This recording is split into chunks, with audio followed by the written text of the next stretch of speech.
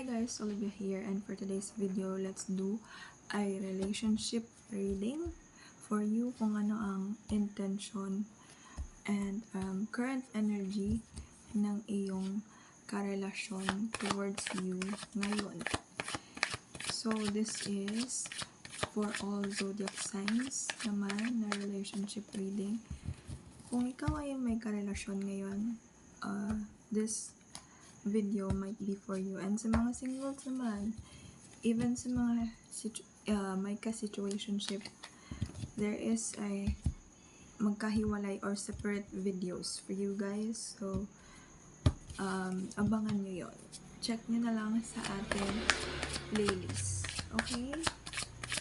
And yeah. Again, this is a relationship reading. Kung ikaw ay may karelasyon ngayon, tingnan natin kung ano ang kanyang energy and intentions towards you. Let's see. But before we proceed, gusto ko magpasalamat sa lahat ng bagong subscribers, bagong followers ng ating mga social media accounts. Nasa descriptions below ang mga ito. And kung gusto nyo mag-private reading with me, message nyo lang ako sa TikTok. Mas active ako doon.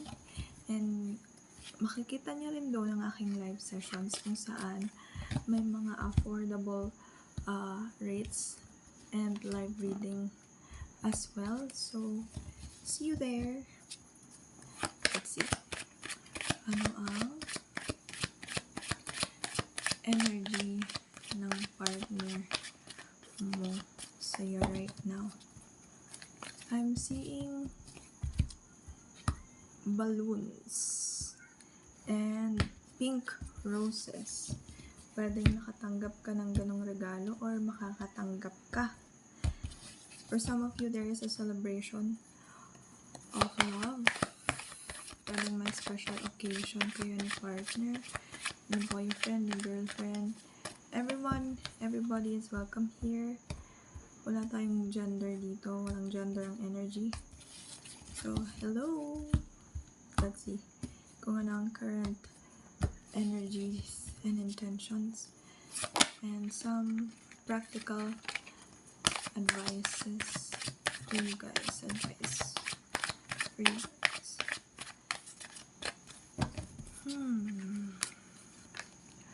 We got Judgment card.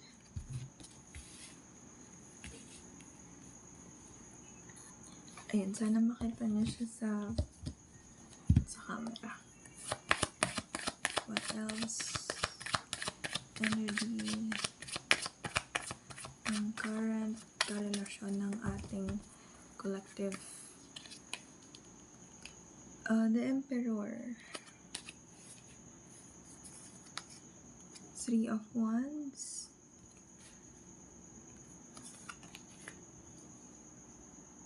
King of Swords. 4 of Pentacles. Okay. We have here another. Tingnan natin kung ano ang kanyang intention. Intentions naman.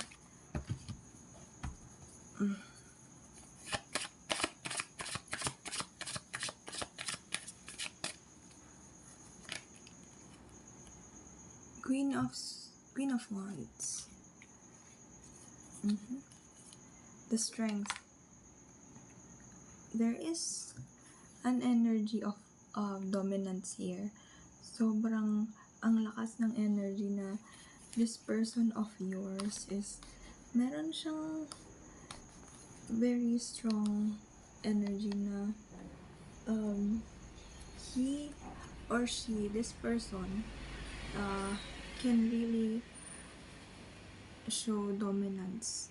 Not in a bad way, pero alam mo yung this person knows how to lead the relationship. What else? Very leader type.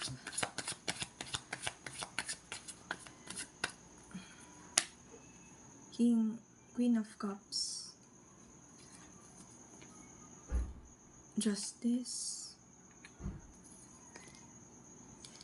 the Chariot, another additional advice for you guys. We get the Moon card.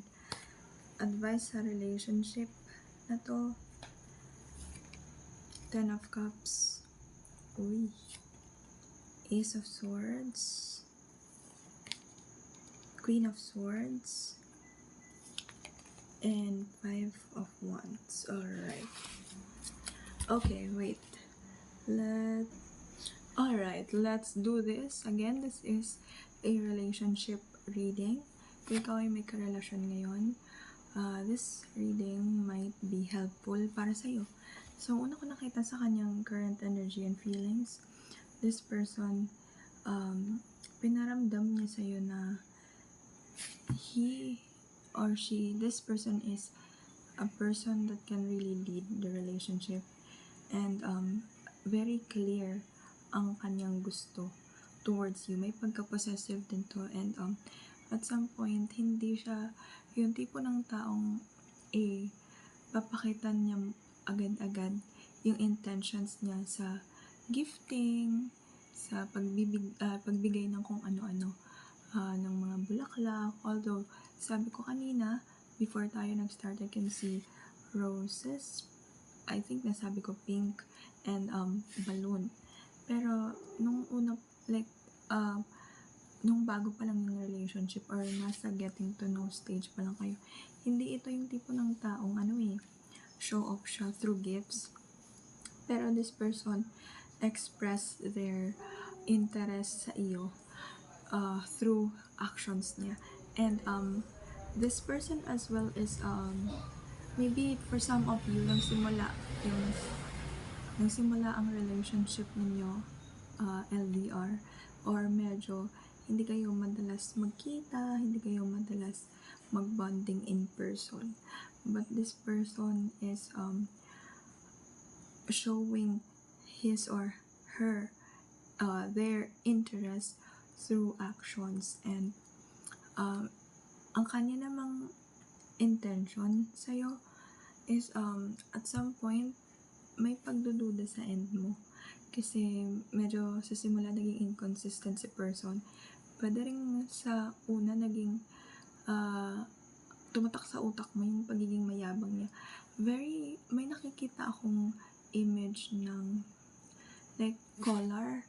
Maybe this person is mahilig sa collared t-shirts or fashion, may ganon.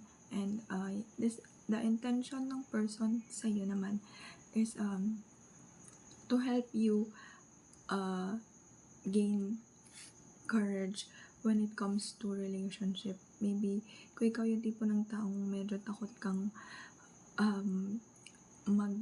alam mo yung hindi naman porket hindi takot ka magseryoso, naglalaro ka na sa pag-ibig. Pero alam mo yung takot ka nang ibigay yung all mo. Takot ka nang magpahiwatig ka agad ng interest mo. Nung nakilala mo yung person mo ngayon, yung karelasyon mo ngayon, mas nagkaroon ka ng courage na maging showy ka, mas maging open ka sa nararamdaman mo, sa actions mo. And you're trying to balance your the way you communicate, kung paano ka makipag-communicate, at ang iyong nararamdaman right now. Naging susi or naging awakening mo ang person na yan, that you are capable ka palang magbigay ulit ng love. For some of you, galing sa third party energy ang person mo, parang nanggaling siya sa ang ending or ang rason ng ending ng last relationship niya bago kanya makilala ay third party, or this could be you. Kaya medyo isa sa inyo is hindi ka agad nagpakita ng malinaw na interest kung ano talaga ang gustong mangyari sa relasyon. But isa sa mga advice din na nakita ko dito for you, ayun nga, since ikaw yung tipo ng taong parang takot kang maging showy, maging expressive for some of you, takot kayo mag-move on from your previous relationship, kaya takot ka maging showy, maging open. It's time for you to really release those fear. It's time for you to walk this calmer water ng with strength, with dignity, I heard. Kasi this is something that can help you fill your cup again. Alam mo, okay naman yung self-love eh. Although, minsan, I have a very skeptical opinion when it comes to self-love. Kasi, hindi naman dahil sa nakaranas tayo ng heartbreak, hindi ibig sabihin nun, madalas sa atin hindi ibig sabihin nun, ay hindi na natin minahal yung sarili natin. Heartbreak is a process and part siya ng transformation, changes, pagbabago. Pero ngayon din, mas naramdaman mo ng ready ka nang maging open ulit sa isang relasyon. Mas nagiging malinaw ka na sa intention mo, mas nagiging kalmado ka na, or magiging kalmado pa kayo sa papahayag or pag-exchange ng inyong mga iniisip at plano para sa relasyon. Pero meron ako nakikita dito, there could be a conflict when it comes to time. So my advice here, make sure na magkakaroon pa rin kayo ng time sa isa't isa, kahit na LDR man yan or super busy kayo. As a responsible person and pumasok sa relationship, mahalaga talaga yung time. Kasi sabi nga nila, if we love something or if we want to make something na mas magtagal sa atin, we have to find time na mag-spend time with it, mag-spend time sa kanila para makita natin yung progress at mag-grow ang relationship na to. And this is your reading. If you feel na naka-resonate ka, don't forget to like and comment. Your energies ay sobrang appreciated. Bye!